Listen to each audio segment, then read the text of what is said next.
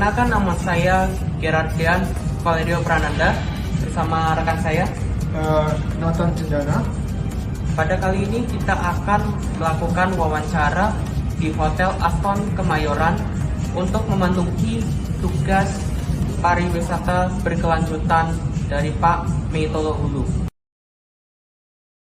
Bagaimana Aston Kemayoran mengolah kesejahteraan karyawan untuk memastikan pabrik berkelanjutan terapkan dalam operasi sehari-hari?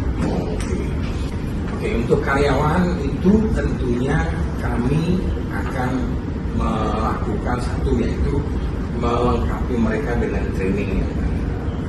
Selalu akan ada training terus. Training itu terus berkembang juga sesuai dengan kebutuhan. Ya, karena hotel itu kan cukup dinamis, jadi kan ya berkembang, jadi nanti bisa jadi yang namanya standar operation procedure itu bisa berubah karena sesuai dengan kebutuhan. Terus itu untuk pelatihan karyawan. Begitu juga kita untuk karyawan itu selalu kita menerapkan apa yang sudah menjadi undang-undang. Jadi kita mengikuti peraturan pemerintah sesuai dengan undang-undang. Misalkan kalau standar gaji harus itu kita ikut, kita compliance terhadap itu ya. Nah, terus untuk karyawan juga supaya karyawan itu betah bekerja, kan berkelanjutannya supaya karyawan itu merasa betah, nggak cuma betah sih, ada sense of belonging juga terhadap hotel, jadi melayani tamu juga dengan enak gitu ya. Nah, itu juga kita ada yang namanya program kesejahteraan karyawan itu ada, kita ada lagi outing, asuransi, itu kita berikan kepada mereka. Apa tangannya sebesar dalam penerapan strategi keberlanjutan di hotel itu? Tantangan terbesarnya ya, tantangan terbesar untuk melakukan strategi ini tentunya yaitu inflasi ya. Inflasi dari harga-harga itu kan naik tuh. Nah, itu kan kita juga sebisa mungkin kita juga harus menekan biaya. Nah, sebisa mungkin kita juga tidak boleh boncos, gitu kan? Nah, jadi kita ada setiap itu harus ada yang namanya ide-ide bagaimana caranya membuat hotel berjalan dengan cara yang efisien, tapi tanpa mengurangi kualitas daripada produk dan services. Apa kerancangan jangka panjang Anda untuk memperkuatkan para wisata berkelanjutan di Hotel Aston?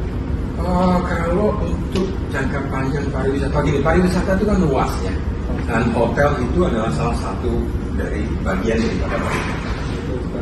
Ya, tentunya pariwisata itu akan datang kamu apabila keadaan negara stabil, tenang, tidak ada apa-apa. Nah, itu pasti kamu akan datang. Setelah kamu datang ya tinggal kita menservis mereka, melayani mereka dengan benar. Biarkan mereka menikmati apa yang ada di kita. Karena Indonesia itu kan sangat luas. Nah, kami dalam hal ini kan sebagai hotelier, ya we have to give our best service with Indonesian style. Termasuk makanannya di kita itu untuk breakfast itu aneka ragam itu masakan Indonesia. Tapi yang standar internasional juga tetap harus ada. Apakah Anda menggunakan bahan organik dan bahan lokal? Jika ya, bagaimana hal itu berkontribusi terhadap para wisata keberlanjutan? Kita hampir 80% pakai bahan yang lokal, mungkin 20% organik. Kalau organik itu spesifik ya, nggak selalu harus organik, tapi intinya bahan lokal. Nah, kaitan bahan lokal ini untuk industri pariwisata tentunya sangat besar. Ketika kita bikin bahan lokal, jadi para petani kita pasti itu produknya dibelikan, dan itu produk dibeli ada profit, ada keuntungan, ada keberlanjutan. Tentunya selanjutnya pasti akan juga tumbuh di wilayah itu, misalkan market wisata, vegetable market, khusus ya, satu tempat di mana di situ ada berkumpulnya sayur-sayuran dan lain-lain, orang berwisata sambil beli. Apakah tangan terbesar yang Anda hadapi dalam implementasi pariwisata, keberlanjutan di bidang kulineri, dan bagaimana cara mengatasinya? Kalau tantangan pasti kaitannya adalah dengan budaya atau kebiasaan masyarakat. Nah, harusnya, ini harapan saya ya, jadi ketika siapapun yang datang ke Indonesia, kita harus berkomputer memperkenalkan produk Indonesia 100% bila penting. Orang Jerman ke Indonesia, orang Jepang ke Indonesia, kasih Indonesian food. Indonesian production yang dibuat itu the best. Banyak sekali, ya kan? Kita punya berapa pulau, punya berapa budaya. Kalau dikumpulin itu luar biasa banyaknya, dan itu akan jadi daya tarik wisata ya. Kalau Jepang, kalau orang Italia kasih pakai itu, udah biasa di sana, ya kan? Nah, gitu. Jadi kenalkan dengan produk kita. Menurut Anda, bagaimana peran sektor kuliner dalam mendukung pariwisata kelanjutan dapat kembangkan di masa depan, khusus di kota besar seperti Jakarta? Nah, ini kaitannya. Tadi kita sudah bikin produk-produk unggulan, ya. Produk lezat seperti rendang mendunia. Kita bikin, kita packaging, industri food industrinya harus menunjang. Bagaimana bakso di packaging, lari ke Amerika, lari kemana-kemana kan? Itu tantangan itu adalah kolaborasi antara food industrinya dengan sektor yang real pariwisatanya ya. Jadi didorong lebih ke bahwa kita itu sudah punya produk oke, tapi caranya supaya bisa mendunia ada pameran-pameran pariwisata yang khusus kuliner. Bayangin aja dulu bakal rame, lapangan bola bakal penuh, ya kan? Dari Toraja ini, dari Papua, Papeda, dari bayangin undang semua orang, wah kagum orang luar. Setelah itu baru masuk ke packaging, ya kan? Udah dikenal berarti mau dicoba. Apakah ada kebijakan khusus yang diterapkan untuk meningkatkan kesadaran karyawan terkait isu lingkungan? Banyak perusahaan atau organisasi yang masing-masing itu memiliki kiat-kiat ataupun cara-cara bagaimana mereka meningkatkan kesadaran untuk isu lingkungan ini. Baik, untuk di kita sendiri itu antara lainnya pertama mungkin ada training dan education. Yang mana perusahaan itu memberikan pelatihan, jam-jam training kepada semua karyawan. Gitu. Kemudian ada lagi yang namanya environmental policy, yaitu misalnya gimana perusahaan itu memiliki kebijakan yang jelas mengenai lingkungan dan juga harus transparan kebijakannya. Lalu ada lagi yang namanya green team. Green team itu ya tim hijau atau kita artikan tim hijau lah gitu ya.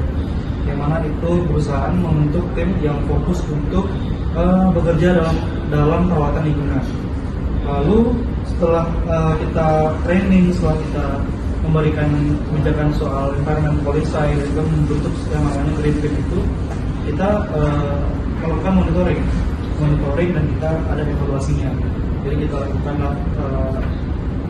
pemantauan secara bertahap dan secara terus menerus. Kemudian kita lakukan evaluasi apakah ada yang kurang mengenai cara-cara untuk penanganan isu lingkungan ini ataupun tidak, ataupun cukup, lalu apakah solusinya kita berikan. Mungkin seperti itu. Apa langkah-langkah yang diambil oleh hotel untuk mendorong karyawan berpartisipasi dalam inisiatif lingkungan dan sosial? Langkah-langkahnya ya mungkin salah satu dengan cara mengkomunikasikan. Ketika kita mengkomunikasikan tentang edukasi dan juga pelatihan yang tadi, jadi sudah sampaikan kepada seluruh employee, seluruh staff ABCD-nya, step-step yang gimana, kita komunikasikan, kita follow up. Apakah itu ada progresnya, apakah itu ada resultnya gitu. Kemudian kita lakukan kegiatan bersama, misalnya seperti jumlah cleaning, seperti tadi printing, atau kita kita gotong royong lah, bareng gitu, kita bersama-sama kita melakukan treatment apa yang perlu dijaga dari lingkungan ini. Bagaimana hotel memastikan bahwa para karyawan memahami pentingnya keberlanjutan dalam pariwisata? Oke, yang pertama mungkin kita lakukan kebijakan secara tertulis. Jadi kita buat prosedural. Nanti akan diisi semua employee semua diisi, tangan semua segala macam. Nanti itu akan kita filing masing-masing filing si employee itu. Kemudian kita lakukan lagi pelatihan rutin terkait sosialisasi nilai dari si perusahaan itu. Jadi kita menyelenggarakan pelatihan dan workshop untuk secara berkala. Sekian dari video wawancara kami bersama HRD, GM, dan Executive Chef di Hotel Ason Kemayoran. Mohon maaf jika ada kesalahan atau kekurangan yang ada di dalam video ini.